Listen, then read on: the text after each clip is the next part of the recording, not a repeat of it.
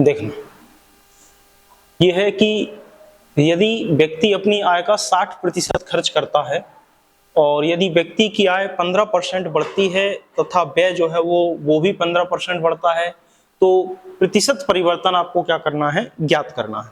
अब समझना सर जरा, इस प्रकार के सवाल जो है वो अपन किस प्रकार से लगाएंगे। हमने आपको बताया भी था इसके पिछले सवालों में, अगर थोड़ा बहुत याद हो तो वहां हमने आपको ये बताया है कि किसी नगर की जनसंख्या जो है वो इतनी दी गई है और इतने पुरुष जो आपके 4/9 जो है वो आपके लोग जो है वो पुरुष हैं तथा अन्य आपकी क्या है, महिलाएं हैं। तो 50% पुरुष विवाहित हैं इसमें ये कहा गया है। तो ये प्रश्न था कि प्रतिशत विवाहित जनसंख्या क्या होगी या प्रतिशत विवाहित महिला जनसंख्या, प्रतिशत विवाहित महिला का परसेंट क्या होगा और प्रतिशत विवाहित जनसंख्या क्या होगी, इसका प्रतिशत निकालना था।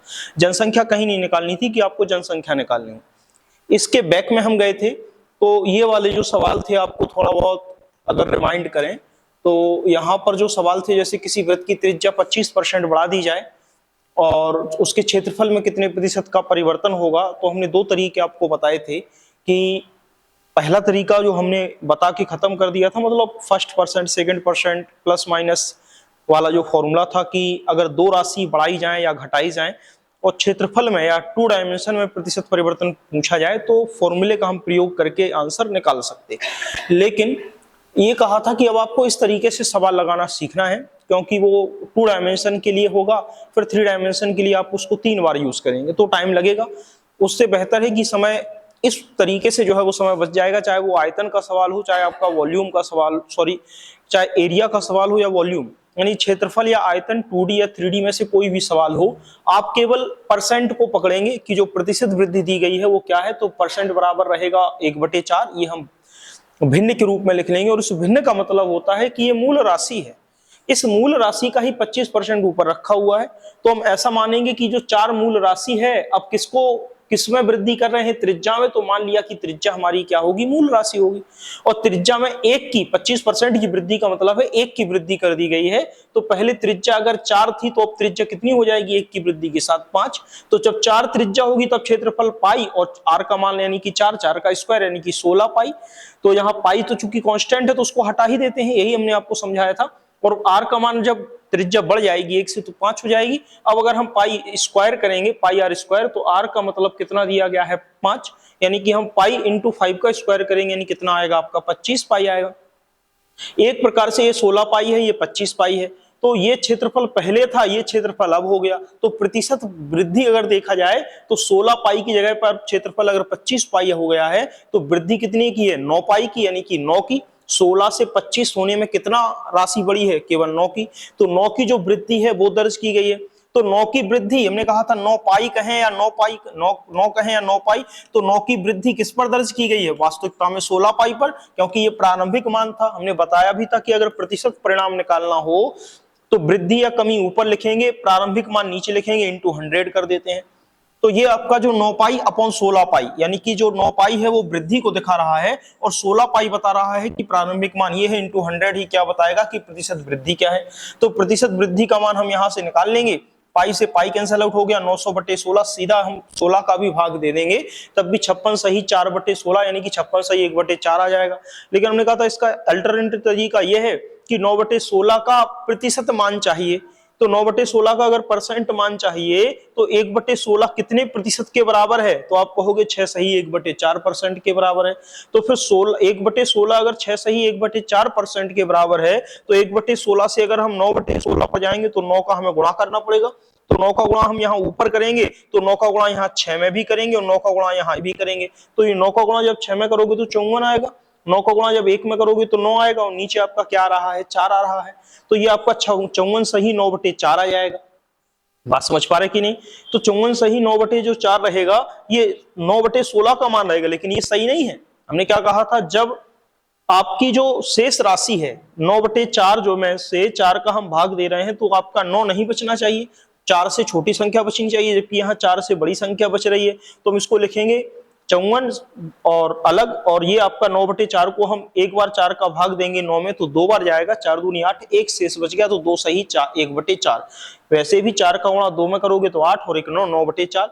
अब इसको 54 और 2 इसको जोड़ दोगे तो कितना हो जाएगा 56, यानी कि 56 सही 1/4 आपका क्या रहेगा, उत्तर रहेगा। यही हमने आपको समझाया था तरीका।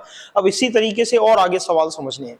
ये तो केवल 2D या 3D। अब चूंकि हमें यहां पर ये नहीं देखना कि ये सवाल 2D में है, एरिया का है या वॉल्यूम का है, हम सिर्फ ये देखेंगे कि आखिर प्रतिशत कितने की वृद्धि या कमी हो रही है, और उसी प्रतिशत वृद्धि के आधार पर हम एरिया निकाल लेंगे, उसकी प्रतिशत परिणाम वृद्धि निकाल करके सीधा आंसर निकाल लेंगे। ये तरीका ज्यादा आसान रहेगा उसकी अपेक्षा। अब चलते हैं आगे के सवालों पर सर, देखना। तो यहां से लेते हैं, ये दिया गया है कि यदि एक व्यक्ति की आय का 60% क्या कर देता है, खर्च कर देता है। अब 60% खर्च करने का मतलब क्या है, पहले उसका मतलब तो समझें कि आखिर 60% क्या खर्च कर देता है। देखना सर जरा, एक एक पॉइंट, पहले एक सवाल समझते हैं, फिर एक जैसे कई सवाल हम कर लेंगे तो पैटर्न हमें समझ में आ जाएगा कि आखिर क्या चल रहा है। सबसे पहले कहा गया है कि एक कोई व्यक्ति है, वो व्यक्ति क्या कर रहा है, बड़े आराम से आप पहले समझिए, अपनी आय का, यानी कि वो अपनी आय का ही क्या कर रहा है, तो ध्यान से समझना है, आय का 60% क्या कर देता है, खर्च कर देता है। अब 60% खर्च का मतलब क्या है, यानी कि ये कह रहा है कि 60% क्या कर दे रहा है, वो खर्च कर दे रहा है। तो सबसे पहले हम 60% को लेते हैं कि आखिर ये 60% क्या है। तो हमने कहा था 60% जो है वो कितने परिणामी भिन्न के बराबर होगा। तो चूंकि या तो हमें याद हो तो हम बता देंगे, लेकिन चूंकि 60% का तो कोई परसेंट हमने याद किया नहीं, तो 60% को हम ऐसा ही तो लिखेंगे कि परसेंट को अगर हम तोड़ेंगे तो 1/100, यानी कि 60/100, और 0 से 0 काट देंगे, 2 से 3 बार काटेंगे, 2 से 1 5 बार काटेंगे, यानी कि 60% कितने के बराबर है, तो 3/5 के आपके क्या आएगा, बराबर आएगा। इसका मतलब क्या है कि ये जो नीचे की राशि होगी, ध्यान से समझना, ये जो नीचे की राशि होगी, ये आपकी क्या कहलाएगी, मूल राशि, यानी कि ये कोई ना कोई आपकी क्या होगी, मूल राशि होगी। और ये जो मूल राशि 5 है, इसका ही 60% आपका कहां रखा हुआ है, इसके ही अंश में ऊपर रखा हुआ है। यही हमने आपको तरीका समझाया कि जब भी हम परसेंट को परिणामी भिन्न के रूप में बदलेंगे तो उसका मतलब यही है कि जो नीचे की राशि होगी वो हमेशा मूल राशि होगी। इस मूल राशि का ही 60% हमेशा उसके ही अंश में जो है वो रखा रहेगा, या यूं कह सकते हो हर का ही 60% कहां रखा रहेगा, आपके अंश में रखा रहेगा। अब इसका मतलब क्या है, क्या कह रहा है कि अपनी आय का 60% खर्च कर देता है, यानी कि ये उसकी आय है, यानी कि मूल राशि को वो क्या बता रहा है, ये आय। और अपनी आय का 60% यानी 5 रुपए में से 3 रुपए वो क्या कर दे रहा है, खर्च कर दे रहा है। इसका मतलब यही तो हुआ भाई। अगर हम ऊपर वाली लाइन कहें, एक व्यक्ति अपनी आय का, तो आय का कितना खर्च कर रहा है, 60% खर्च। तो 60% क्या है, 5 का 60% 3 ही तो है भाई। नीचे वाली राशि का 60% ऊपर रखा हुआ होता है, तो 5 का 60% ऊपर है, तो 5 का 60% खर्च कर दे रहा, यानी कि अगर किसी की आमदनी या आय 5 रुपया है तो 3 रुपया क्या कर देता है, खर्च कर देता है। ये बात समझ पाए कि नहीं समझ पाए। यानी कि यहां पर अगर हम लिख लें, अब थोड़ा सा समझ लें कि अगर यहां पर हम लिखें आय, आय या तो इनकम लिख लो या आय लिख लो, एक ही बात है। यहां पर लिख लिया हमने क्या, खर्चा, यानी कि हम खर्च कितना कर दे रहे हैं। तो यहां पर इस भिन्न के अनुसार, यदि इस परिणामी भिन्न के अनुसार अगर हम जाएं, तो हमसे कहा गया है कि भैया वो व्यक्ति 5 रुपए कमाता है और 5 रुपए में से कितना खर्च कर देता है, 3 रुपए क्या कर देता है, खर्च कर देता है। तो फिर उस व्यक्ति की बचत कितने की होगी भाई। एक सवाल बहुत तसल्ली से समझेंगे सर, फिर जल्दी जल्दी करेंगे। तो फिर उसकी बचत कितने की होगी भाई, 5 रुपए में से 3 रुपए अगर खर्च कर दिए तो बचत जो होगी वो 2 रुपए की बचत होगी कि नहीं होगी। सीधा सा हिसाब है भाई, 5 रुपए कमा रहे हैं, 3 रुपए खर्च कर दे रहे हैं, तो बच क्या रहा है, 2 रुपए हमारी सेविंग हो रही है। अब अगर बात करें, चूंकि ये जो आपका सवाल है, अब समझना इस सवाल की परिभाषा या इस सवाल की भाषा को। यहां पर हमने क्या कहा, हमने सिर्फ व्यक्ति की आय बताया है कि 60% खर्च, उसी के आधार पर ये खुद मान निकालिए कि आखिर कहां से क्या होगा। अभी हम सवाल की पूरी भाषा पर नहीं गए कि सवाल क्या कह रहा। अब सवाल कह रहा है कि यदि व्यक्ति की आय 15% बढ़ती है और व्यय जो है वो 15% बढ़ती है, तो व्यक्ति की आय भी 15% बढ़ जाती है, तो उसकी व्यय भी क्या बढ़ जाती है, 15% बढ़ जाती है। व्यय का मतलब क्या है, खर्चा बढ़ जाता है।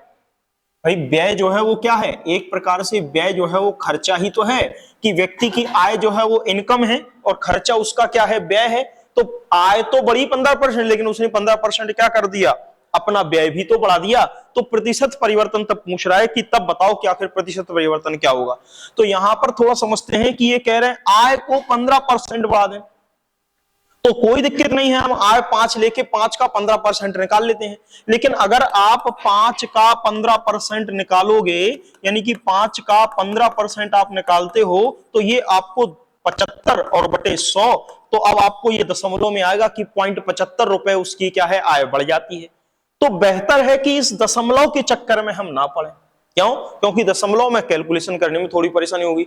तो हम इसको क्या मान लें, हम इसको मानेंगे कुछ नहीं, हम इसको सभी में अगर हम 100 का गुणा करा दें तो आय हमारी कितनी हो गई, 500।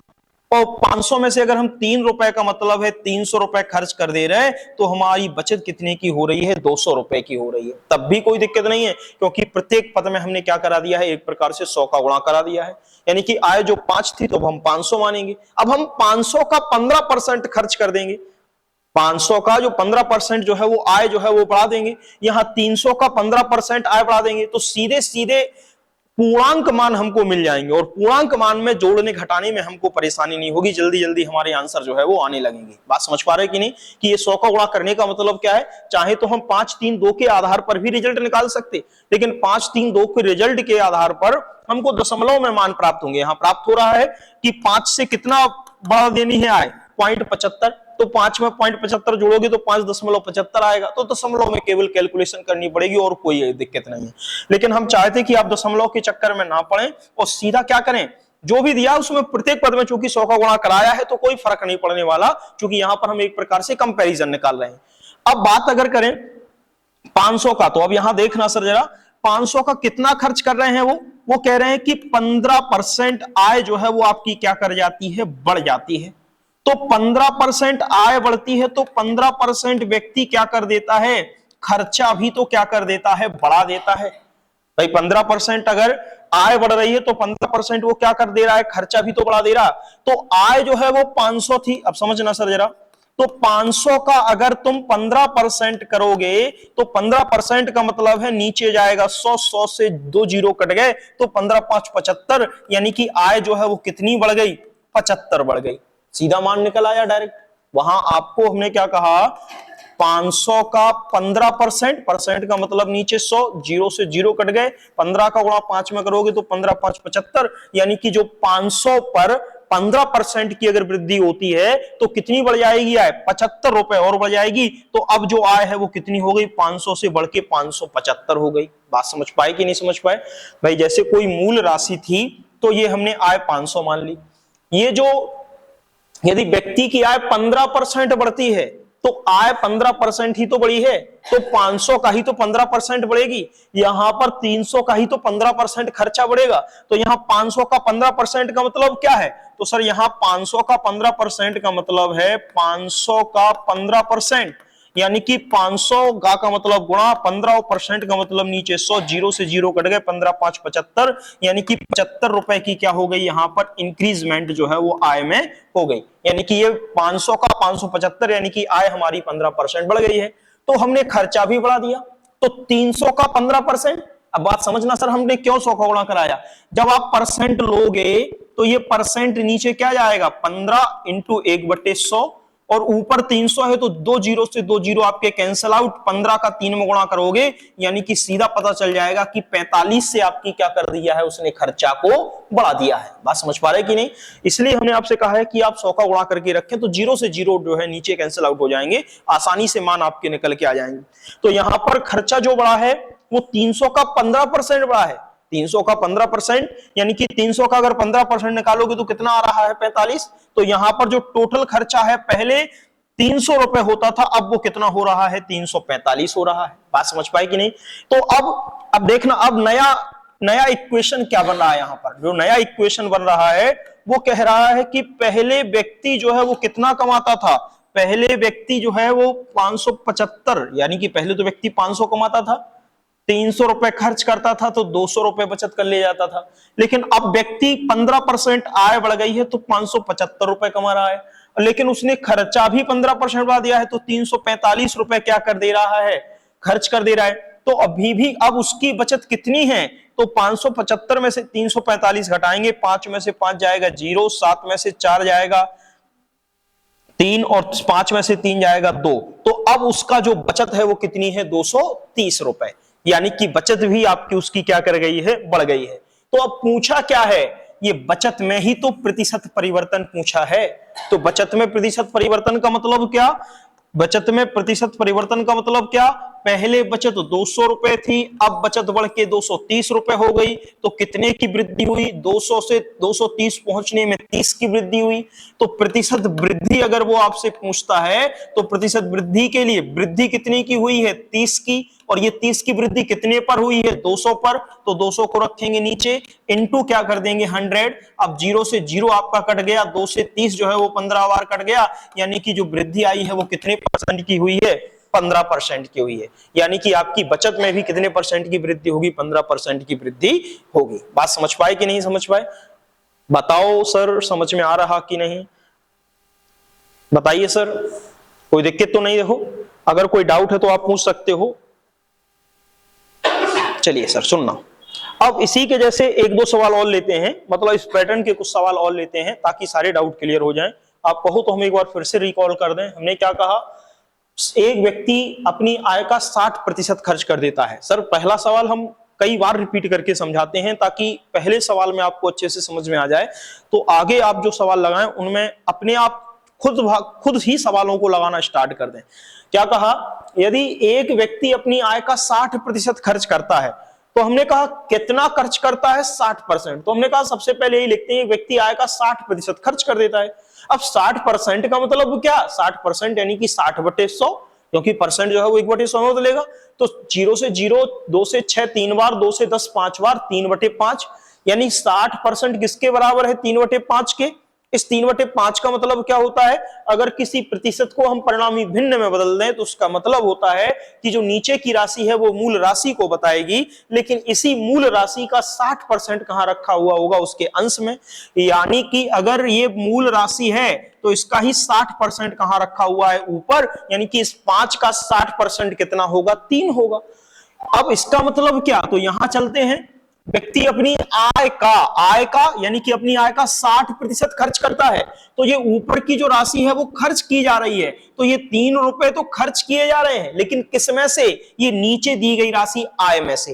तो आय अगर 5 रुपया है, उस 5 का अगर 60% खर्च होगा तो कितना खर्च करेगा व्यक्ति, 3 रुपया। तो अब यहां आते हैं, आय क्या है, खर्चा क्या है और उसकी बचत क्या है, क्योंकि बचत का ही प्रतिशत परिवर्तन आपसे पूछ रहा है। अगर आय 5 रुपया है, 3 रुपए वो खर्च कर देता है, तो सीधा सा हिसाब है कि 2 रुपए क्या है, उसकी सेविंग या बचत के बचे जाते हैं। लेकिन हमने अगर कहा कि अगर 5 को लेके भी हम कैलकुलेट करेंगे कि अगर व्यक्ति की आय 15% बढ़ा दें और व्यक्ति की व्यय 15% बढ़ा दें, तो फिर बचत कितने प्रतिशत घट या बढ़ जाएगी, ये उसने आपसे पूछा है। या ये कहें कि बचत में प्रतिशत परिवर्तन क्या होगा, या घट या बढ़ जाए, एक ही बात है। तो अब चूंकि हम 5 का 15% लेंगे तो गलत नहीं आएगा, उत्तर सही आएगा। लेकिन चूंकि फास्ट कैलकुलेशन के लिए कि हमको दशमलव के चक्कर में नहीं पड़ना, तो हम कहा कि 5 को हम 500 मान लेते हैं। 100 का प्रत्येक पद में अगर गुणा करा दें तो 3 को 300 और 2 को 200। तो 500 रुपए अगर कोई कमा रहा है, 300 रुपए खर्च कर देता है, तो 200 रुपए क्या है, उसकी बचत के बचे जाते हैं। लेकिन अगर आय का 15% बढ़ा दें, आय 15% बढ़ जाए, यानी कि अब 500 का ही तो 15% बढ़ेगी, तो 500 का 15% का मतलब है 500 गुणे 15% का मतलब 1/100। तो 0 से 0 कट गए, तो 15 गुणा 5 में करोगे तो 75, यानी कि जो आय है पहले 500 थी, अब 75 जो है वो आपकी आय बढ़ गई, तो कितनी हो गई, 575। खर्चा 300 था, ये भी 15% बढ़ गया, तो 300 का 15%, तो 300 का 15% कितना हुआ, 45, यानी कि खर्चा पहले 300 था, अब कितना हो गया, 345। तो भैया अगर 575 रुपए कमा रहे हैं, वो 345 रुपए हम खर्च कर रहे हैं, तो 575 में 345 घटाओगे तो बचत कितनी होगी, बचेगी 230 की। पहले तो बचत 200 की हो रही थी, अब बचत कितने की हो रही है, 230 की हो रही है। इसका मतलब यह है सर कि बचत जो है वो 200 से अब कितने की होने लगी, 230 की। तो व्यक्ति 30 रुपए का बचा रहा है, एक्स्ट्रा बचा रहा, तो प्रतिशत वृद्धि में दर्ज होगा। ऐसा तो है नहीं कि कमी में होगा। प्रतिशत वृद्धि कैसे निकालते हैं, तो जितने की वृद्धि हुई है उसको ऊपर, और ये वृद्धि किस पर दर्ज की गई है, 200 पर, 200 पर ही तो ये वृद्धि हुई है। तो 30 जो वृद्धि हुई है वो 200 पर, उसको नीचे इंटू 100 क्या बता देगा, प्रतिशत परिणाम बता देगा। 2 जीरो से जीरो काट दिया, 2 से 30 को 15 बार काटा, तो 15% जो है वो क्या हो जाएगी, प्रतिशत वृद्धि आ जाएगी। बात समझ पाए कि नहीं। चलिए इसी जैसा और सवाल लेते हैं। अब जरा बताना सर, ये भी वही पैटर्न पर है, तो खुद भी आपको करना है, अब हम भी करते हैं और जल्दी से जल्दी इसका आंसर निकालते हैं कि आखिर क्या इसका उत्तर होगा। देखना सर, पैटर्न के सवाल आज लेते हैं कि कौन कौन से पैटर्न के सवाल इसमें हैं। देखना, एक व्यक्ति अपनी आय का 75% खर्च करता है। अब देखना सर जरा, 75% खर्च करने का मतलब क्या है। यहां पर कहा गया है कि एक व्यक्ति जो है, हम वही सिस्टमेटिक तरीका आपको बता रहे हैं, 75% क्या कर दे रहा है, खर्च कर दे रहा है। व्यक्ति अपनी आय का, ध्यान रखना है, एक कोई व्यक्ति है वो अपनी आय का, इस लाइन को हम समझाने के लिए लिख रहे हैं, आप मत लिखिएगा, आय का 75% खर्च करता है। इस 75% खर्च करने का मतलब क्या है, इसका मतलब है जो 75% है वो कितने परिणामी भिन्न के बराबर होगा। तो ये तो पता ही है कि 75% जो है वो कितने के बराबर होता है, 3/4 के। नहीं पता तो हम इसको सॉल्व कर सकते हैं। 75 और परसेंट को हम अगर 1/100 में बदलेंगे तो नीचे 25 से 75 3 बार, 25 से 100 4 बार, यानी कि 75% कितने के बराबर है, 3/4 के। इसका मतलब क्या, इसका मतलब ये, अगर ये कोई मूल राशि होगी तो इसका ही 75% कहां रखा हुआ है, इसके ऊपर रखा हुआ है, यानी कि ये रहा। तो फिर ये मूल राशि आखिर किसको बता रहा है, तो यहां कह तो रहा कि व्यक्ति अपनी आय का कितना खर्च कर देता है, 75%। तो भैया ये 4 जो रुपए होंगे वो व्यक्ति की क्या हुए, आय को डिनोट करेंगे या आय को प्रदर्शित करेंगे, और ये 3 रुपए जो है वो किसको प्रदर्शित करेंगे, व्यक्ति के खर्चे को प्रदर्शित करेंगे। तो व्यक्ति कमा रहा है 4 रुपए और खर्च कर दे रहा है 3 रुपए, तो फिर निश्चित सी बात है कि बचत कितने की होगी, 1 रुपए की। तो यहां पर लिख लेते हैं कि अगर व्यक्ति की आय दी गई है और व्यक्ति खर्च उसको कर देता है कि व्यक्ति का खर्चा कितना है, तो फिर व्यक्ति की बचत कितने की होगी, आखिर व्यक्ति की बचत आपको बतानी है। अगर देखें कि व्यक्ति की जो आय है वो कितने की है, तो 4 रुपए की। 4 रुपए में अगर 3 रुपए वो खर्च कर देता है तो बचत कितने की बचेगी, सिर्फ 1 रुपए की। बात समझ में आई होगी। अब अगर हम इसी को मान के चलें कि आप 4 ही मान लें, कोई दिक्कत नहीं, तब भी आंसर आएगा। लेकिन आप यदि व्यक्ति की ये कह रहे हैं कि व्यक्ति की आय 20% बढ़ती है तथा व्यक्ति की जो व्यय है वो 10% बढ़ती है, यानी कि व्यक्ति की आय भी 20% बढ़ जाती है और व्यक्ति की व्यय भी 10% बढ़ जाती, तो निश्चित सी बात है अगर आप 4 का 20% लेंगे और 3 का 10% लेंगे तो दशमलव में कैलकुलेशन आएगी। इसलिए बेहतर है कि हम इसको क्या मान लें, हमने आपसे कहा था 4 को अगर आप 400 मान लें, 400 रुपए में 3 को अगर आप 300 मान लें, यानी कि 100 का गुणा करा दिया, तो निश्चित सी बात है कि 400 रुपए में 300 रुपए खर्च कर देता है व्यक्ति, तो कितने बचेंगे, 100 रुपए उसके बचेंगे। अब इसके आधार पर हम सवाल लगाते हैं, तो जो सवाल लगाएंगे वो क्या कहा गया है कि इसमें जो वृद्धि दर्ज की जा रही है वो 20% की, तो भैया इसमें 20% की वृद्धि दर्ज की जा रही, जबकि इसमें जो वृद्धि दर्ज की जा रही है वो कितने की, तो इस व्यय में 10% की वृद्धि दर्ज की जा रही है। अब और अगर कहें तो बचत में तो प्रतिशत परिवर्तन पूछा ही है, तो फिर 400 का 20% कितना होगा, तो 400 और इस 400 का 20% हमने आपको इसलिए ये बताया है कि 2 जीरो से आप 2 जीरो काट दें, 20 का गुणा 4 में करा दें तो 80 की वृद्धि जो है वो आपकी क्या होगी, दर्ज होगी। 20% यानी कि 80 की वृद्धि जो है वो आपकी दर्ज की जाएगी। यहां पर 10% का मतलब क्या, तो आप समझ गए हैं कि 30 की वृद्धि जो है वो आपकी क्या की जाएगी, यहां पर दर्ज की जाएगी, क्योंकि 300 का 10% या 10% जो है वो 0 से 0, वैसे भी 10% कितने के बराबर होता है, तो आपको पता ही है कि 1/10 के बराबर होता है। 10 का भाग आप 300 में देंगे तो कितना बचेगा, 30, यानी कि 30 की वृद्धि है। 20% भी कितने के बराबर है, तो पता ही है कि 20% जो है वो 1/5 के बराबर होता। 5 का भाग आप 400 में देंगे तो 80 बार जो है वो कैंसिल आउट होगा, तो वहां से भी आप निकाल ले, तब भी वृद्धि कितने की आई, 80 की। 400 रुपए पहले कमा रहा था, 80 रुपए और ज्यादा कमाने लगा, यानी कि कितने कमा रहा है, अब 480 रुपए कमा रहा। 300 रुपए खर्च करता था, 30 रुपए और उसने खर्चा बढ़ा दिया, यानी कि अब जो है वो व्यय कितना कर रहा है, 330 रुपए व्यय कर रहा। तो फिर उसका बचत जो है वो कितनी होगी, पहले 100 रुपए अगर बचत थी तो अब 480 में से 330 रुपए अगर वो खर्च कर दे रहा, तो 0, 5 और 1, यानी कि अब जो बचत कर ले रहा है वो 150 रुपए की बचत जो है वो कर ले रहा है। अब अगर देखें कि 150 रुपए की अगर बचत है तो बचत में ही प्रतिशत परिवर्तन पूछा है। पहले बचत 100 रुपए की थी, अब बचत 150 रुपए की कर रहा, यानी कि बचत में कितने की वृद्धि कर ली है उसने, 50 रुपए की वृद्धि कर ली है, यानी कि 50 की वृद्धि हो गई। तो फिर प्रतिशत वृद्धि अगर आपसे पूछ रहा है, वो भी किसमें, बचत में ही तो पूछ रहा है। तो बचत में प्रतिशत वृद्धि के लिए वृद्धि किसमें की गई है, बचत में कितने की, 50 की। लेकिन ये 50 की वृद्धि कितने पर दर्ज की गई है, 100 पर। तो 50 की जो वृद्धि दर्ज की गई है वो कितने पर दर्ज की गई है, 100 पर। तो इसका अगर हम परसेंटेज निकालेंगे, वैसे जरूरत नहीं पड़ेगी, आप भी समझ गए कि परसेंट 100 से 100 कट गया तो वृद्धि कितने की आ रही है, सीधी 50% की वृद्धि आ रही है। बात समझ पाए कि नहीं। तो सर ये सवाल सारे सरल हैं, बस केवल आपको एक बार उसका पैटर्न समझ में आ जाए, उसके बाद बड़े आसानी से आप क्या कर सकते हो, सवाल हल कर सकते हो। अब देखना इसी प्रकार के और सवाल लेते हैं ताकि थोड़ा पैटर्न जो है वो आपके चेंज हो। अब यहां पर क्या कह रहा है, यहां पर कह रहा है एक व्यक्ति 8,550 रुपए में से 5700 रुपए व्यय करता है। यदि आय और व्यय में 19% तथा 13% की वृद्धि हो तो बचत में प्रतिशत परिवर्तन आपसे पूछा है कि बताइए क्या होगा। बात समझना, अब क्या कहा गया। अब यहां पर यह नहीं कहा गया कि व्यक्ति इतने प्रतिशत क्या कर देता है, खर्च कर देता है। भाई अभी तक सवालों में क्या पैटर्न था कि अभी तक जो सवाल थे वो सवाल ये थे कि एक व्यक्ति अपनी आय का 75% खर्च कर देता है। तो हम 75% को इस प्रकार से लिख ले रहे थे और कह दे रहे थे कि जो 4 मूल राशि उसकी आय होगी तो 3 रुपए उसका खर्चा होगा। इसके आधार पर हम सवाल सॉल्व कर ले रहे थे। लेकिन अब जो सवाल आपका आया है इसमें यह कहीं नहीं दिया कि व्यक्ति कितने परसेंट क्या कर देता है, खर्च कर देता है। बताओ कहीं दिया है, नहीं दिया। सीधा दिया है कि इतना तो रुपए वो कमा लेता है।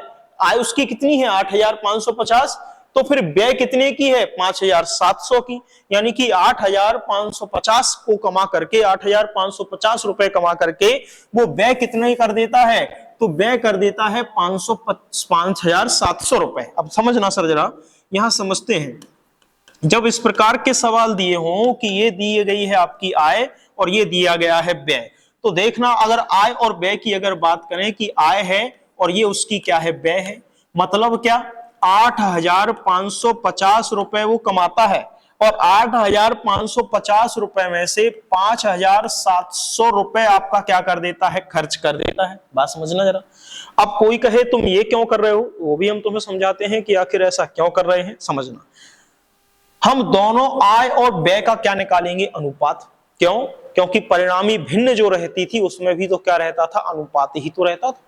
अगर हम आय और व्यय निकालें तो सीधा खर्चा भी निकाल सकते हैं, हम यहां खर्चा भी तो निकाल सकते हैं। 8,550 में से 5,700 अगर घटा देंगे तो बचत बच जाएगी। और यहां बचत में ही प्रतिशत परिवर्तन पूछा है तो 8,550 का 19% निकाल लेंगे, 5700 का 13% निकाल लेंगे और उसके आधार पर हम बचत में प्रतिशत परिवर्तन भी निकाल लेंगे। लेकिन वो कैलकुलेशन कठिन होगी। बात समझ पा रहे कि नहीं। अरे सर इसका 8,550 का अगर आप 19% अगर व्यय, आप आय में और व्यय में क्रमशः 19 और 13% की वृद्धि, तो इसमें 19% की वृद्धि कर रहे हो तो 8,550 का पहले 19% निकालो और यहां पर 5,700 का आप 13% निकालो।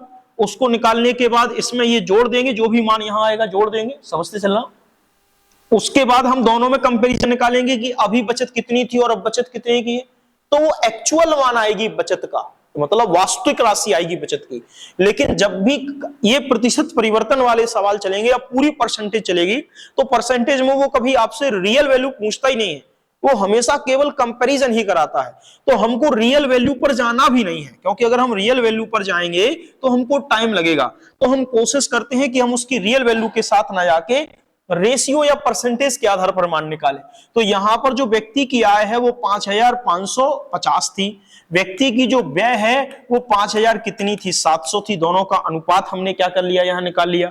अगर यहां पर देखें, अगर आप इसको अगर कैंसल आउट करते हैं तो 0 से 0 आपका कैंसल आउट हो गया है, 855 बच गया है और 570 बच गया है। अब अगर इसको आप कैंसल आउट करें, 5 से यदि आप काटेंगे तो 5 एकम 5, 3 बच गया है, 5 सत्ते 35 और 5 एकम 5। इसको 855 को अगर हमने 5 से काट दिया तो 171 बार कटेगा। फिर अनुपात, क्योंकि 570 भी 5 से कट जाएगा, 5 एकम 5, कोई दिक्कत नहीं है। फिर 5 का पहाड़ा पड़ेंगे, 5 एकम 5 और 2 आपका शेष बचा, तो 5 चौको 20, यानी कि 171 अनुपात कितना आ गया, 114। अगर अभी भी देखें तो अभी भी हम क्या कर सकते हैं, कैंसिल आउट कर सकते हैं। और अब यदि इसको काटना चाहें तो देखना कितने से कट रहा है,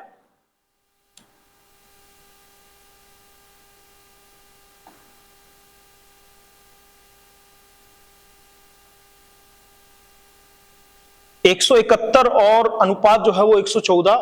अभी ये और कट जाएगा, देखना सर जरा, अगर 3 से इसको काटते हैं तो कट जाएगा, देख लेते हैं।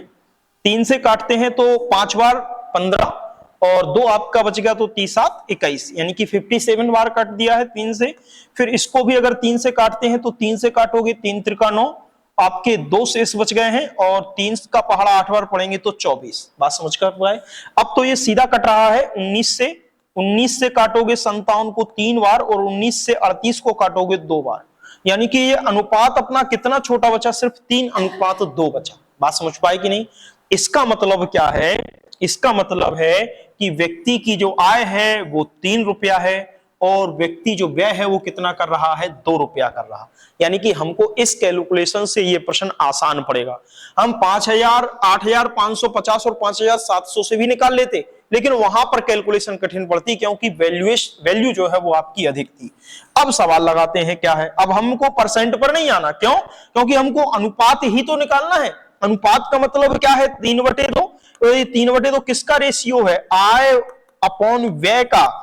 यानी कि व्यक्ति की अगर आय 3 रुपया है, यानी कि यहां पर ये आय 3 रुपया और व्यय 2 रुपया, तो हम यहां सीधा लिख लेंगे कि व्यक्ति की आय दी है और ये व्यक्ति की व्यय दी है, तो हम यहां पर बचत व्यक्ति की निकाल लेंगे। तो अब यहां पर अगर हम सॉल्व करें तो व्यक्ति की आय अगर 3 रुपया है तो निश्चित सी बात है व्यय उसकी 2 रुपया होगी, तो 1 रुपया आपका क्या बचेगा, बचत को बचेगा।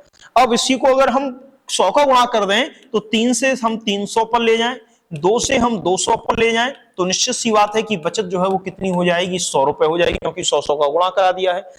अब अगर इस 300 का वृद्धि कितनी करनी है, तो अब देखिए सर, जो आपको करना है, यदि आय और व्यय में क्रमशः 19% तथा 13% की वृद्धि हो, आय में कह रहा है 19% की वृद्धि करो और व्यय में कह रहा है कि 13% की क्या करो, वृद्धि, प्लस साइन बता रहा है वृद्धि और 19%। अब देखना कितना आसान रहेगा परसेंट का। अब यहीं पर आपको कैलकुलेट नहीं करना है, ओरली ही निकालना, इसलिए कह रहे थोड़ा ध्यान दो आप। यहां 300 का 19% निकालोगे, मतलब क्या, 300 का मतलब गुणा 19%, परसेंट का मतलब नीचे 100, तो 0 से ये 2 0 कट गए, केवल 19 का गुणा हमें 3 में ही तो करना है। बात समझ पाए? तो 19 का गुणा अगर आप 3 में करेंगे तो कितने की वृद्धि दर्ज होगी, 57 की वृद्धि दर्ज होगी। और 300 में अगर 57 रुपए बढ़ गए हैं तो 357 की वृद्धि आपकी क्या की जाएगी, उसकी दर्ज की जाएगी आय में।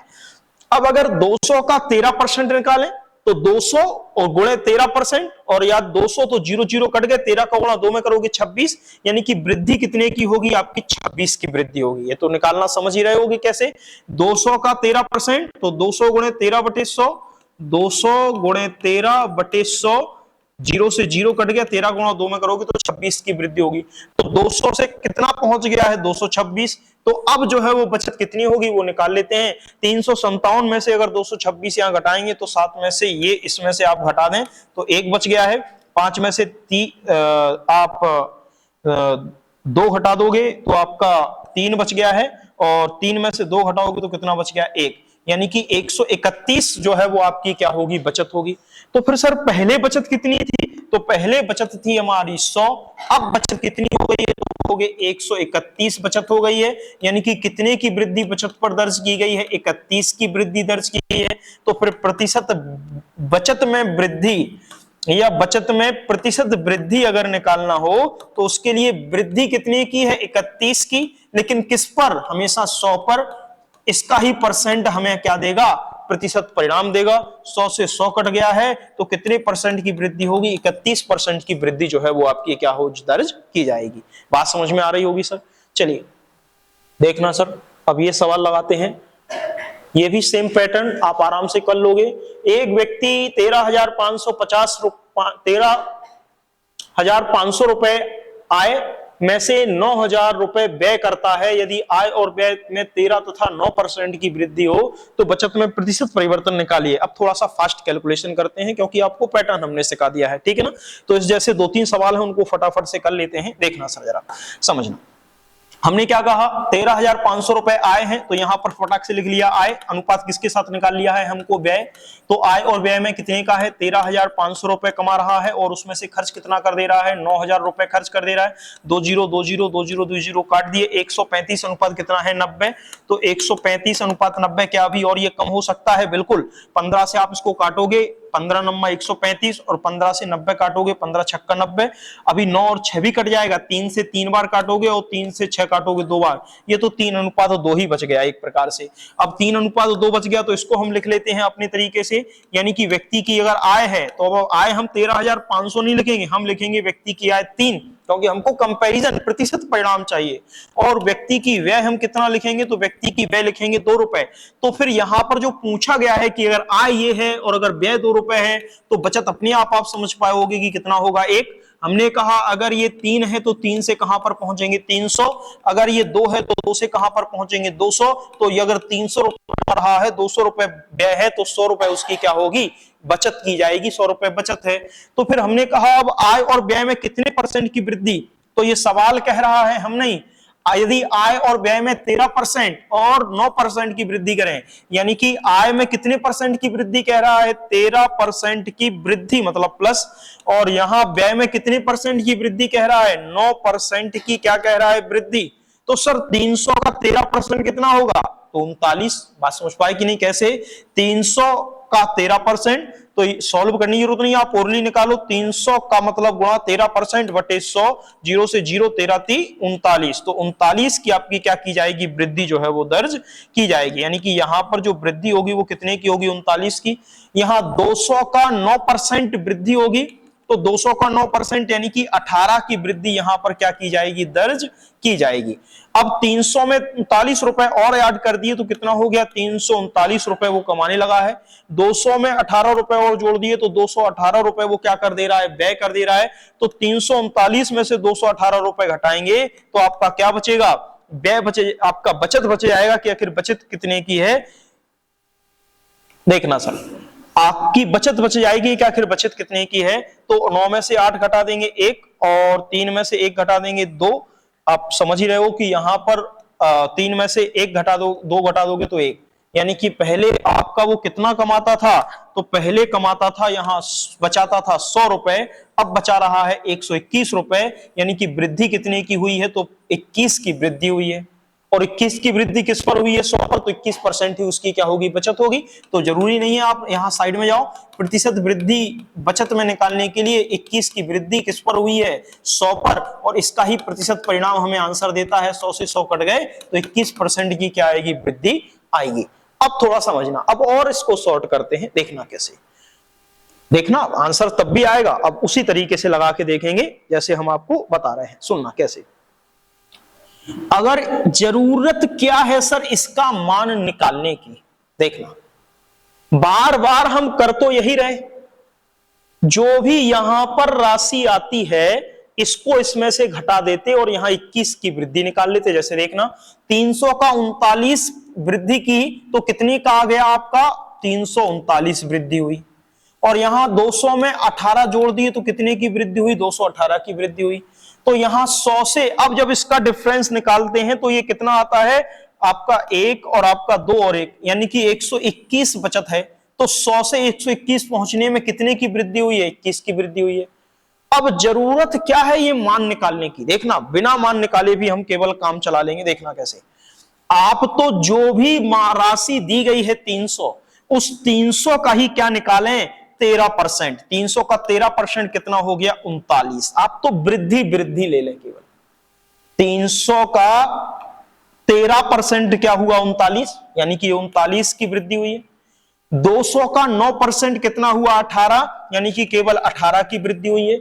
39 और 18 में से ही तो डिफरेंस निकाल दो आप, 39 और 18 का अगर आप डिफरेंस करोगे तो ये 21 के ही तो बराबर है सर। 9 में से 8 घटा दोगे तो 1 बचा, 3 में से 1 घटा दोगे तो 2 बचा, और 21%, और यही आपकी क्या हुई है, वृद्धि हुई है। बात समझ पा रहे कि नहीं? यही तो वृद्धि जो है वो यही तो बचत हो रही है। अगर यहां पर जो वृद्धि हुई है परसेंट की वो कम होती और व्यय अगर ज्यादा हो जाता तो निश्चित सी बात है ये मान अपने आप माइनस में आ जाता, तो उस टाइम पर हमारी जो बचत है वो ऋणात्मक हो जाती। लेकिन ऐसा तो होगा नहीं, बचत हमेशा कुछ ना कुछ तो होगी। बात समझ में पाए? तो यहां पर बचत कुछ ना कुछ तो होगी। तो यहां पर जो आपका 21% है हम सीधा भी तो निकाल सकते, जो हमने यहां पर पूरा का पूरा मान निकाल के आए। जरूरी नहीं है, आप यहां पर भी जाएंगे पीछे सवालों में तो वहां पर भी इसी प्रकार से क्या कर सकते हैं। लेकिन हमने तुम्हें पूरा डिटेल मेथड सिखाया है कि तुम्हें यदि कोई जरूरत पड़े तो तुम वो मेथड तो आपको आता ही है। जरूरत नहीं है कि आप इसकी रियल वैल्यू पर जाएं 339, 218, आप केवल प्रतिशत जो वृद्धि हुई है उनको भी ले लें और घटा देंगे, तब भी आपकी प्रतिशत वृद्धि का प्रतिशत परिणाम जो है वो निकल के आ जाएगा। बात समझ पा रहे हैं कि नहीं सर? ठीक है, बताइए यदि कोई दिक्कत है सर। नहीं तो आगे चलते हैं सर। तो अब ये बताइए, अब देखना सर, अब फिर थोड़ा सा अलग लेते हैं, इससे थोड़ा सा अलग। चीनी का दाम 16.2/3% बढ़ जाता है तथा परिवार की खपत 20% कम हो जाती है। कुल खर्च में प्रतिशत परिवर्तन आपको ज्ञात करना है कि आखिर कितने का प्रतिशत परिवर्तन होगा। अब देखना, उस पैटर्न के जो सवाल थे तो उस पैटर्न के सवाल हमने आपको बता दिए। अब थोड़ा सा उससे अलग डिफरेंट पैटर्न है लेकिन कंसेप्ट वही है। देखना कैसे समझाते हैं आपको, देखना सब समझना। अब क्या कह रहे हैं यहां पर, ये कह रहे चीनी का जो दाम है वो 16.2/3% बढ़ जाता है। पहली लाइन पहले समझना, अब ये थोड़ा अलग सवाल है। तथा परिवार की जो खपत है वो 20% क्या हो जाती है, कम हो जाती है। यानी कि परिवार की जो खपत है वो 20% कम हो जाती है। तो कुल खर्चे में कितने प्रतिशत का परिवर्तन ज्ञात होगा वो आपको बताना है कि आखिर कुल खर्चे में कितने प्रतिशत का परिवर्तन जो है वो ज्ञात किया जाएगा। अब इसको कैसे करते हैं, तो चूंकि यहां पर कोई वैल्यू तो दी नहीं गई है, सब वृद्धि दी गई है, उन्हीं के आधार पर हमको आंसर भी निकालना है। तो सबसे पहले समझाते हैं तुम्हें पहला तरीका। मतलब पहला तरीका क्या, सुनना। यहां पर क्या है, चीनी का जो मूल्य है वो दिया है और वो चीनी का मूल्य कितना कह रहे हैं कि कितने की वृद्धि है, तो 16.2/3% की क्या की जा रही है, यहां पर वृद्धि की जा रही है। वो यही कह रहे हैं चीनी के मूल्य में 16.2% की वृद्धि। तो चीनी की खपत 20% कम हो गई, यानी कि यहां पर क्या दी गई है, चीनी की खपत दी गई है और ये खपत कितनी हो गई है, 20% क्या हो गई है, कम हो गई है। यही तो कह रहे हैं। तो फिर कुल खर्चे में प्रतिशत परिवर्तन, यानी कि चीनी का मूल्य इतना है, खपत इतनी % कम कर दी। खपत का मतलब है हम पहले ज्यादा खरीदते थे, अब उसकी खरीदने वाली जो दर है वो हमने 20% क्या कर दी, कम। यानी कि पहले 1 किलो खरीदते थे तो 1 किलो का 20% कम खरीदेंगे। बात समझ पा रहे कि नहीं समझ पा रहे? अरे भाई पहले हम 100 ग्राम खरीदते थे, अब 20 कम खरीदेंगे यानी कि 80 ग्राम खरीदेंगे। क्यों? क्योंकि चीनी का मूल्य बढ़ गया है।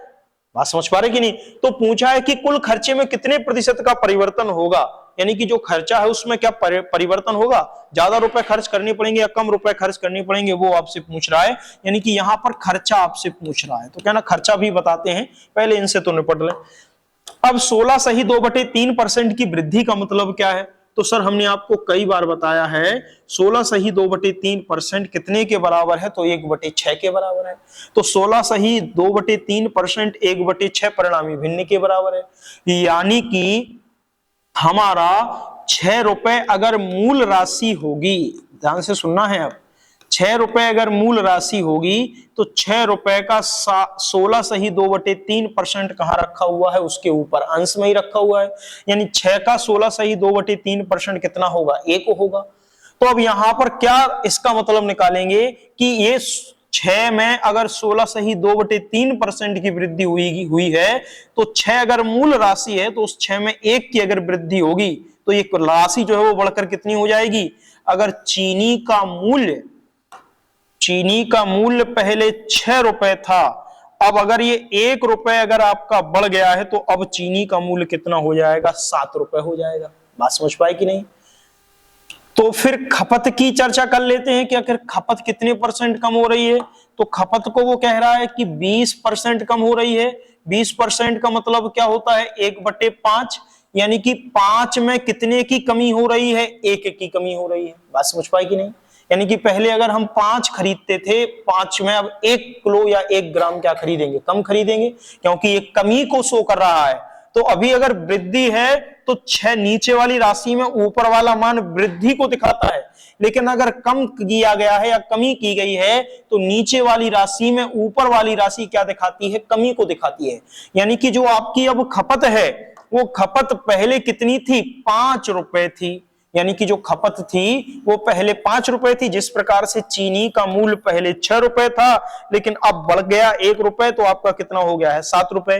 तो चीनी की खपत पहले 5 किलो हम करते थे या 5 करते थे, समझना ये 5 करते थे, लेकिन अब क्या हो गया है, 1 रुपए आपका क्या हो गया है कम, या 1 किलो आपका क्या हो गया है कम। तो अब हम कितनी खपत करेंगे, 4 करेंगे। बात समझ पाए कि नहीं? तो अब यहां पर जरा समझना, ये तो चीनी की खपत है, ये तो ग्राम कह सकते हैं आप, कंजप्शन कह सकते हैं, मतलब 5 किलो खरीदते थे अब हम 1 किलो कम खरीदेंगे। तो उस मूल्य में वृद्धि अगर हुई है तो पहले मूल्य 6 की थी, अब वह मूल्य कितने की हो गई है, 7 की। तो भैया इनका गुणा ही तो हमको खर्चे को बताएगा। भाई यहां पर 5 ये तो मात्रा है उसकी, और ये उसका क्या दिया गया है, पैसा दिया गया है। जब दोनों को हम गुणा कराएंगे तभी तो पता चलेगा कि कितना खर्चा हो रहा है। बात समझ पा रहे कि नहीं समझ पा रहे? अगर हम कहें ये 5 किलो है, क्योंकि खपत का मतलब है हम इतनी चीनी का उपभोग कर ले रहे हैं, इतनी चीनी हम यूज कर ले रहे हैं, तो 5 किलो अगर खपत है, उस खपत को हमने कम कर दिया है, 1 किलो हमने 4 किलो खपत कर रहे हैं। पहले हमें 5 किलो चीनी 6 रुपए की मिल जाती थी, अब चीनी के मूल्य में वृद्धि हो गई है क्योंकि ये चीनी का मूल्य है। अब 1 रुपए आपकी क्या है, बढ़ गया है चीनी का मूल्य, यानी कि अब वही चीनी हमको कितने की मिल रही है, 7 रुपए की मिल रही है। बात समझ पाए? तो अगर 7 रुपए की चीनी मिल रही है तो हम क्या करेंगे, यहां पर जो उसकी क्वांटिटी है, मात्रा को हम क्या कर देंगे, कम कर देंगे, तो हमारा पैसा कम खर्च होगा। बात समझ पाए कि नहीं? तो यहां पर जो खर्चा होगा वो खर्चा कैसे निकलेगा, इन और इनका गुणा, यानी कि खर्चा जो है वो 6 गुणे 5 का हुआ। यहां पर जो खर्चा होगा वो इन और इनका गुणा, यानी कि 7 गुणे 4 का हुआ। यानी कि पहले हम जो खर्च करते थे वो 6 का गुणा 5 में किया तो 30 रुपए हमारे खर्च होते थे, या 30 यूनिट खर्च होते थे।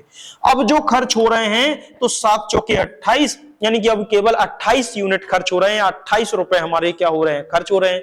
तो भैया पहले खर्च ज्यादा था, अब खर्च कम हो गया। कितने से कम हो गया, 2 रुपए से कम हो गया। तो 2 रुपए का जो खर्च कम हुआ है वो किस पर ज्ञात करते हैं, प्रारंभिक मान पर। प्रारंभिक मान कितना है, 30 रुपए। इसका हम 100% निकालेंगे तो अपने आप कुल खर्चे में प्रतिशत परिवर्तन जो है वो निकल के आ जाएगा। अब अगर आप देखो तो 2 से 15, 30 को 15 बार काट दोगे तो ये कितना बच गया, 1/15, और इंटू 100 करने की जरूरत ही नहीं है।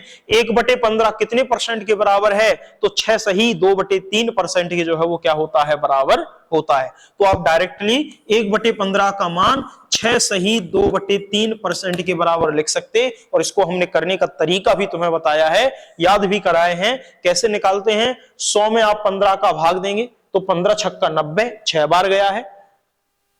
जो शेष बचा है उसको ऊपर, और जिससे भाग दे रहे थे उसको नीचे, यानी कि 15 को नीचे। 5 से 10 को 2 बार काट दिया, 5 से 15 को 3 बार काट दिया, तो 6 सही 2/3% के क्या आएगा, बराबर आएगा। यानी कि 1/15 डायरेक्ट मान हमने आपको याद कराया है, समझाया भी है कि आखिर कैसे आता है। हमने कहा 1/15 बराबर है 6 सही 2/3 के। तो भैया इसका मतलब 1/15 को प्रतिशत में बदलना है, तो प्रतिशत में बदलने के लिए 100 का गुणा करते हैं, तो 1/15 गुणा 100। अब 100 का गुणा करेंगे तो 100/15। अब 100 का 15 का भाग 100 में दोगे तो 15 छक्का 90, यानी कि कितनी बार गया है, 90, यानी कि 6 बार। अब 90 जो है वो 100 से कितना कम है, 10 कम है, तो हम ऐसे ही तो लिखते थे सर 6, और 90 जो है वो 10 कम, भाग किससे दे रहे थे, 15 से। 5 से काट दिया 2, 5 से काट दिया 3, तो 6 सही 2/3% किसके बराबर है, 1/15 के। तो हमने ये तुम्हें पहली क्लास में ये चीजें सिखाई हैं। चलिए बात समझ में आई है कि नहीं? तो कुल खर्चे में प्रतिशत परिवर्तन आप निकाल लोगे। सर आपको चाहे कम सवाल सीखने को मिले लेकिन सीखना अच्छे से, इसलिए हम बहुत स्लो पढ़ा रहे हैं। चाहे एक दिन में चाहे हम 4-5 सवाल ही करा पाए 1 घंटे में, लेकिन बहुत तसल्ली से कि तुम्हें कोई डाउट ना रहे, क्योंकि मैथ एक बार तुम अच्छा कर लोगे तो फिर अन्य सब्जेक्टों में परेशानी नहीं होगी। यही मैथ सभी जगह आती है सर, चाहे वो आपका सीटेट में तो बहुत सरल मैथ आती है इससे, मतलब सीटेट में तो आप ये कहें कि इस अपना इतना आप कर लेंगे तो इसका सीटेट की मैथ तो आपको एकदम सरल लगेगी, बहुत ही सरल, एकदम ये कहो कि बच्चों की तरह कि हम इसको तो हम बहुत आराम से कर लेते हैं। यूपी टेट का हो, प्राइमरी लेवल हो, जूनियर लेवल हो, सीटेट प्राइमरी लेवल हो, जूनियर लेवल हो, यहाँ तक कि आप और भी अदर कंपटीशन जाएंगे, आप डीएसएसबी का भी एग्जाम देते हैं तो उसके लिए भी आपको मैथ बहुत आसान लगेगी। आप यूपी पुलिस हो या कोई भी अन्य कंपटीशन का एग्जाम दे तो ये मैथ का एक प्रकार से देखा तो परसेंटेज ओवरऑल, मतलब ना तो इससे ज्यादा परसेंटेज होगा और ना ही आपको जरूरत पड़ेगी, आप इतना कर लेते हैं तो परसेंटेज का कोई सवाल आपका फंसेगा नहीं।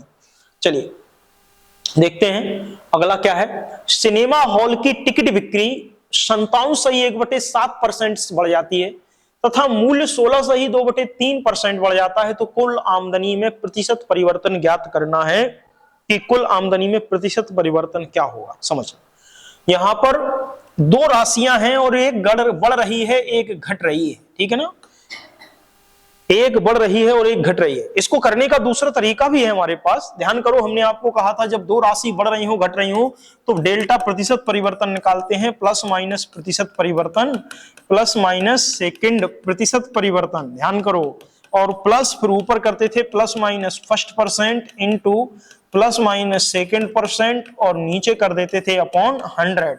यहां पर ये कहा है 57% बढ़ जाती है, यानी कि यहाँ प्लस 57 सही 1/7% प्लस 16 सही 2/3% बढ़ जाती है, तब भी प्लस 57 सही 1/7% इंटू 16 सही 2/3%। ये हम ऑलरेडी आपको बता चुके हैं, लेकिन ये इस तरीके से आपको अब लगाना नहीं है। अब इसको आप तोड़ोगे तो आपको टाइम तो लगेगा, सॉल्व करने में परेशानी भी होगी। 57 सही 1/7 जो है वो वैसे तो 4/7% के बराबर होता है, 16 सही 2/3% 1/6 के बराबर होता है। सॉल्व करेंगे, कैलकुलेट करके आंसर निकाल लेंगे, कोई बड़ी बात नहीं है। लेकिन इस तरीके से सवाल हमें नहीं लगाना, ये तरीका है, अच्छा है, सॉल्व आप कर सकते हो, कैलकुलेशन थोड़ी इसमें ज्यादा करनी पड़ती है। अब देखते हैं सिनेमा हॉल की टिकट बिक्री इतने परसेंट बढ़ जाती है, देखना तो मूल्य, अगर सिनेमा की बिक्री बढ़ेगी तो मूल्य भी तो बढ़ेगा भाई, कमाई भी तो बढ़ेगी, उसकी आमदनी भी बढ़ जाएगी। तो यहां पर वही पूछा है कि कुल आमदनी में प्रतिशत परिवर्तन क्या होगा, तो दो चीजें बढ़ रही हैं, एक तो बिक्री बढ़ रही है किसकी, टिकट की, और वो टिकट की बिक्री नहीं कह रहा कि इतने बढ़ गए, वो कह रहा टिकट की बिक्री इतने परसेंट बढ़ जाती है, यानी कि 57 सही 1/7% क्या हो जाती है, वृद्धि हो जाती है, तथा मूल्य इतना परसेंट बढ़ जाता है, यानी कि जो टिकट की बिक्री और टिकट का मूल्य 16 सही 2/3% बढ़ जाता है। देखना जैसे ही देखा कि भैया कोई नई फिल्म आई तो टिकट की बिक्री बढ़ी, भाई टिकट जो है वो बिक्री बढ़ना स्टार्ट हुई, कोई नई फिल्म आई, अच्छी फिल्म थी, तो जो सिनेमा हॉल का मालिक था उसने टिकट का मूल्य भी बढ़ा दिया। बात समझ पा रहे कि नहीं, ये टिकट का मूल्य है जो लिखा है, यानी कि आपका टिकट का मूल्य है ये जो बढ़ाया है 16 सही 2/3% से। भाई ये तो टिकट की बिक्री बढ़ गई, पहले कोई फिल्म थी वो अच्छी नहीं चल रही थी तो केवल दिन के 100 लोग देखने आते थे, अब तो 200 लोग देखने आ रहे हैं, यानी कि एक प्रकार से या 150 लोग देखने आ रहे हैं, यानी कि आपकी टिकट की बिक्री बढ़ी है। तो बिक्री कितनी बढ़ गई है, 57 से 1/7%। तो टिकट मालिक ने कहा अच्छा मौका है कि हाउसफुल जा रही है मतलब हमारा सिनेमा, तो हम मूल्य भी बढ़ा दें, तो उसने टिकट के मूल्य बढ़ा दिए, तो टिकट के मूल्य में कितने की वृद्धि कर दी, 16 से ही 2/3% की वृद्धि कर दी। बात समझ पाए कि नहीं, तो यहां पर जो मूल्य में वृद्धि है वो किसमें है, टिकट के मूल्य में, यानी कि जो टिकट का मूल्य है उस टिकट के मूल्य में कितने की वृद्धि है, 16 से ही 2/3% की क्या है, वृद्धि है। तो अब जब टिकट के मूल्य में भी वृद्धि कर रहा है मालिक, सिनेमा मालिक, और बिक्री भी उसकी बढ़ रही है, तो उसकी आमदनी पर फर्क पड़ेगा कि नहीं पड़ेगा, उसकी आमदनी बढ़ेगी ही, और वह वही पूछ रहा है कि उसकी कुल आमदनी में कितने प्रतिशत का परिवर्तन होगा, आप ये बता दो। तो समस्या ये है कि अगर हम इस रियल वैल्यू के साथ जाते हैं तो हमको परेशानी होगी। हम 57 से 1/7% का अगर प्रतिशत परिणाम रूप निकालें तो ये 4/7 के बराबर होता है। ये कितने के बराबर होता है, 4/7 के। अब ये तो आपको याद करना ही पड़ेगा, हमने तुम्हें याद करने का तरीका भी बताया है, अगर आप भूल जाओ तो आप बार बार क्या कर सकते हो, इसको निकाल भी सकते हो। 57 सही 1/7% जो है वो कितने के बराबर है, तो 4/7। के बराबर। बात समझ गए? अब इसको बार बार हम निकालने नहीं जा रहा, ये हमने पहली क्लास में आपको सिखाया है कि कैसे 57/7% जो है वो 4/7 के बराबर होगा। उसको आपको याद रखना है कि 57/7% 4/7 के क्या होगा बराबर। 16 सही 2/3% कितने के बराबर है? तो 16 सही 2/3% 1/6 के बराबर है। बात समझ पाए कि नहीं? अब देखते हैं दोनों में क्या कह रहे हैं। अब यहां पर कह रहे हैं ये जो मान है, ये जो आपका मान दिया गया है, ये आपका 57 सही 1/7% की वृद्धि का प्रतिशत परिणाम क्या है? 4/7, यानी कि भिन्न रूप 4/7। 16 सही 2/3 का भिन्न रूप क्या है? 1/6। इसका मतलब क्या? इसका मतलब ये अगर ये मूल राशि होगी तो इसका ही 16 सही 2/3% ऊपर रखा हुआ है, यानी कि ये है। अगर ये मूल राशि होगी तो इस 7 का ही 57 सही 1/7% कहां रखा हुआ है? ऊपर अंश में रखा हुआ है। यानी कि इस 4/7 में अगर ये मूल राशि है और ये भी अगर मूल राशि है, मतलब क्या? ये मूल राशि किसको दिखा रहा है? टिकट की बिक्री पर। यानी कि पहले दिन में केवल 7 टिकट बिकते थे, लेकिन अब कितने की वृद्धि हो गई है टिकट में? अब 4 और टिकट बढ़ गए हैं। मतलब 7 टिकट बढ़ने का मतलब है 7 पर 57 सही 1/7% की वृद्धि का मतलब है 7 पर 4 टिकट और बढ़ने लगे। यानी टोटल अब कितने टिकटों की बिक्री हो रही है? 11 टिकटों की। बात समझ पाए कि नहीं? यानी कि 7 में अगर 4 की वृद्धि करोगे तो 11 टिकटों की वृद्धि हुई। तो फिर यहां पर अगर मूल राशि कोई कहे ये 6 है, मतलब क्या? पहले टिकट का मूल्य 6 रुपए था, लेकिन अब उसने टिकट का मूल्य 6 का 16 सही 2/3% वृद्धि की, यानी कि 6 में 1 और रुपए बढ़ा दिया। तो अब टिकट का मूल्य जो 1 रुपए बढ़ गया है, यानी कि अब टिकट का मूल्य कितना हो गया है? 7 रुपए। तो निश्चित सी बात है कि उसकी आमदनी जो है वो बढ़ जाएगी।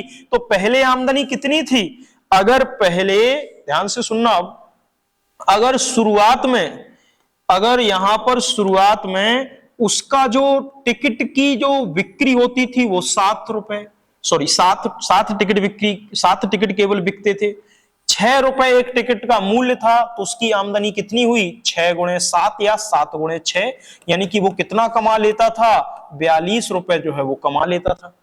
लेकिन अब टिकट 11 बिक रहे हैं दिन के, और एक टिकट का मूल्य भी उसने अब बढ़ा दिया है 7 रुपए। तो इनका गुणा अगर हम करेंगे 11 गुणे 7, यानी कि अब उसकी आमदनी कितनी हो गई है? 77 रुपए हो गई है। तो 42 से, ध्यान से सुनना, फिर 42 से 77 तक जो आमदनी बढ़ी है, तो कितने की वृद्धि आमदनी में हुई है? तो कहोगे 7 में से 2 तो आपके ये 5, 7 में से 4 गए 3, यानी कि 35 की क्या हुई है? 35 रुपए की आमदनी में वृद्धि। तो आमदनी का प्रतिशत परिवर्तन पूछा है, तो प्रतिशत परिवर्तन, अगर वो प्रतिशत परिवर्तन पूछता है तो प्रतिशत वृद्धि या प्रतिशत परिवर्तन अगर पूछे तो 35 की वृद्धि हुई है, और कितने पर हुई है? ये 42 पर हुई है। इसका ही तो 100% हमको क्या बताया जाएगा कि इतने प्रतिशत की वृद्धि जो है वो आपकी दर्ज की गई है। अब ये तो आपका काट सकते हो, 7 से 35 काट दिए आपने 5 बार, 7 से 42 काट दिया आपने 6 बार। एक प्रकार से क्या बच गया? 5/6 गुणे 100, या आप सीधा कह दो 5/6 कितने प्रतिशत परिणाम, कितने परसेंट के बराबर है? तो अगर अब यहां पर हम आपको ध्यान दिलाते हैं कि क्या पूछा है, उन्होंने पूछा है, उन्होंने आपसे पूछा है कि बताइए 5/6 कितने परसेंट के बराबर है? या तो 5/6 गुणे 100, 5 का गुणा 100 में करो, 500 में 600 का भाग दे दो, अपने आप प्रतिशत परिणाम निकल आएगा कि कितने परसेंट के बराबर वृद्धि या दर्ज की गई है, या आमदनी कितने परसेंट बढ़ी है। लेकिन यहां पर हम क्या करेंगे? तो 5/6, तो 5/6 का अगर हमें परसेंट निकालना, तो हमने क्या कहा था आपसे? आप यहां आ जाओ थोड़ा साइड में। अगर 5/6 का प्रतिशत परिणाम चाहिए कि कितने परसेंट के बराबर है, तो हमने कहा था 5/6 तो हमें पता नहीं, लेकिन 1/6 तो पता है कि 1/6 कितने के बराबर होता है। तो 1/6 जो है वो 16 सही 2/3% के बराबर है। अब 1/6 से अगर हम 5/6 पर जाएंगे, तो 1/6 से अगर 5/6 पर जाते हैं तो हमें यहाँ 5 का गुणा कराना पड़ेगा।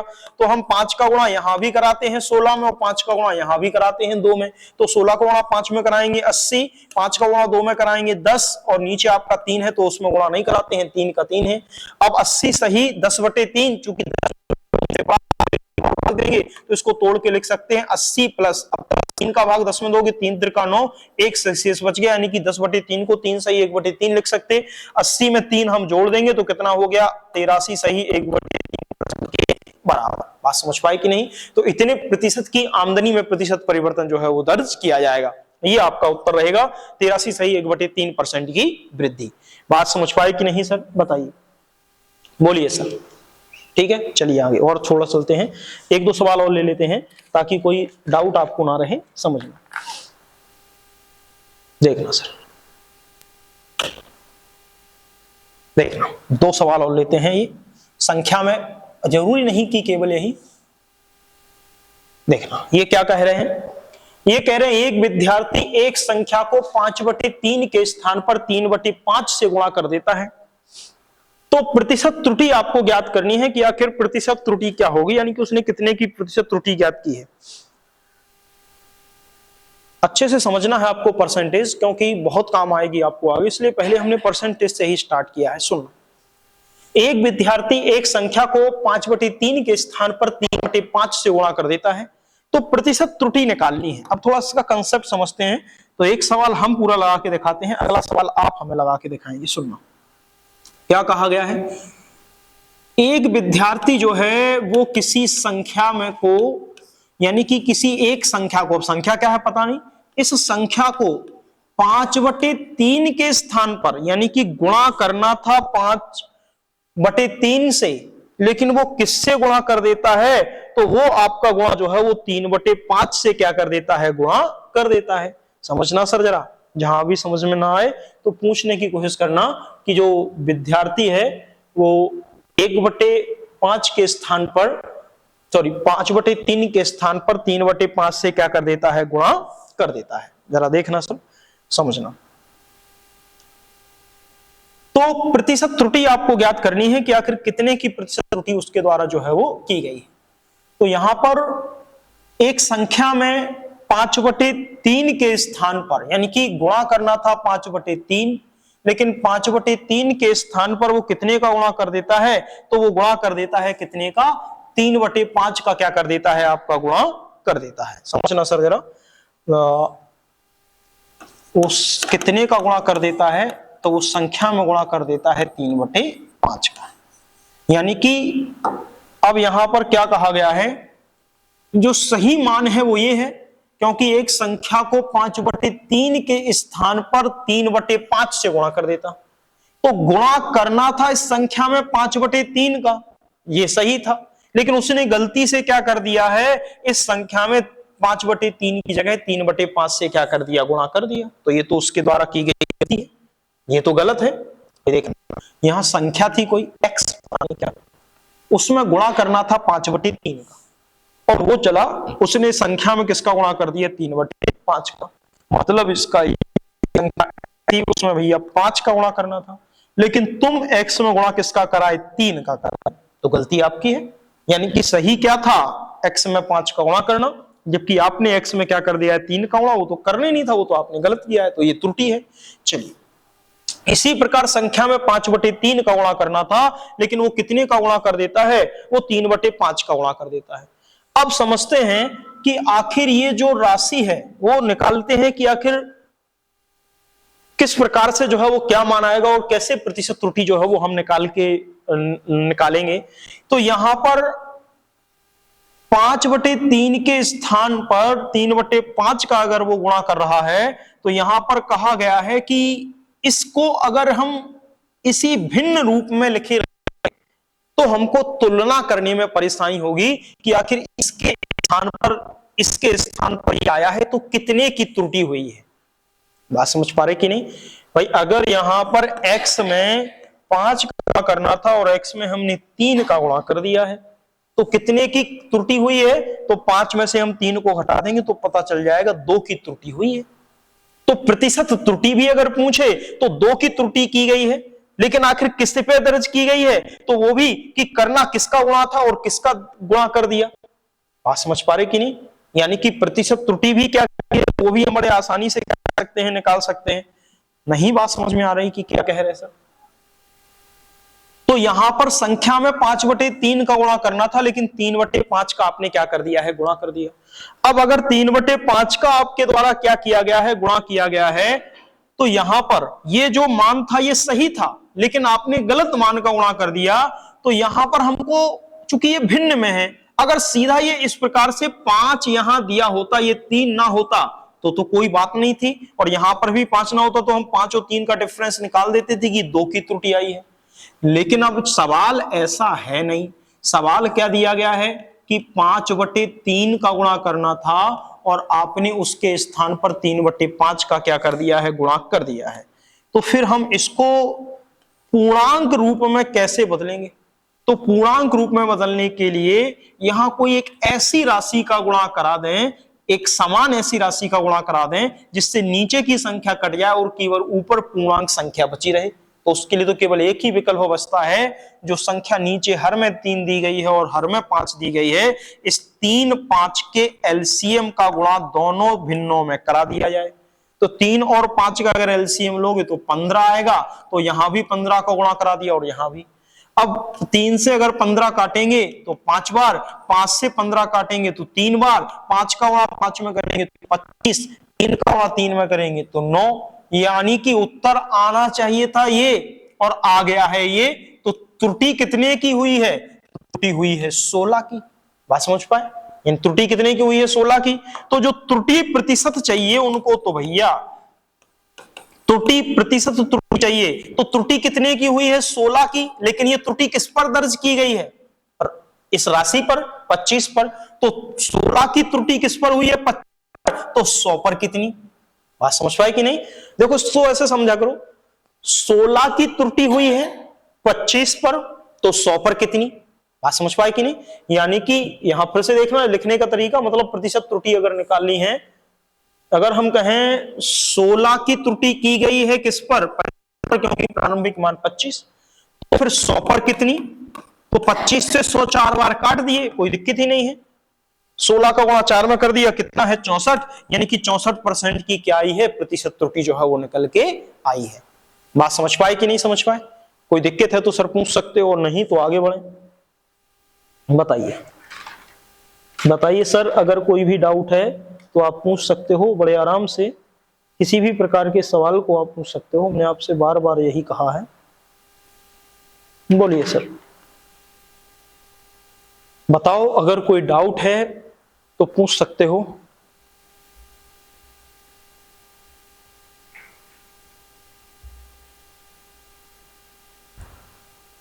ठीक है सर, तो यहीं रुक जाएं। इसके आगे जो सवाल है चाहो तो उसको कर लो, और नहीं तो रुक जाते हैं, क्योंकि ये काफी लंबा सवाल है। ठीक है, अब इसको, इस कंसेप्ट को हम तुम्हें कल समझा देंगे। ठीक है।